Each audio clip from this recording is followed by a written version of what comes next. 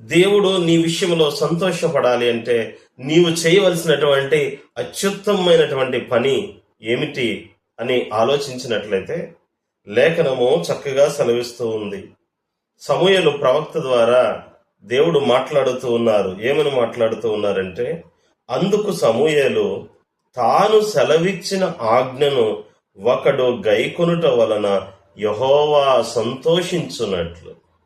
దేవుడు ఏదైతే ఆజ్ఞను సెలవిస్తూ ఉన్నారో, దేవుడు ఏదైతే మాట సెలవిస్తూ ఉన్నారో, దేవుని మాటను గైకొనుటయే దేవుణ్ణి సంతోషపరచటం.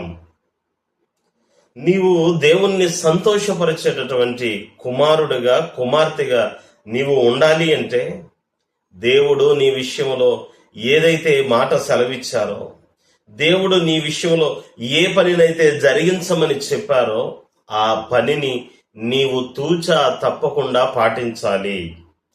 దేవుడు చెప్పినటువంటి మాట అది చిన్నది అయినా సరే కూడా ఆ మాట పర్ఫెక్ట్గా చేయాలి. 100కి 100% దేవుని మాట తప్పిపోకుండా చేయాలి. అప్పుడు దేవుడు నీ విషయంలో సంతోషపడతాడు.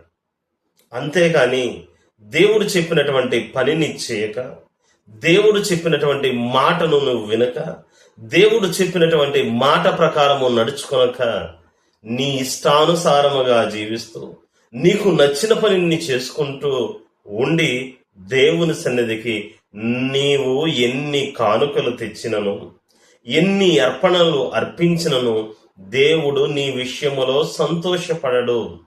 నా ప్రియమైనటువంటి దేవుని వారలారా, గమనించండి. మనము దేవుణ్ణి సంతోషపరచాలి అని అంటే మనం చేయవలసినటువంటి పని ఏమిటి అంటే, దేవుడు మనకి ఏదైతే సెలవిస్తారో, దేవుడు మనకి ఏదైతే ఆజ్ఞ ఇచ్చారో ఆ ఆజ్ఞని నీవు పాటించాలి. అప్పుడు దేవుడు నీ విషయంలో సంతోషపడతారు.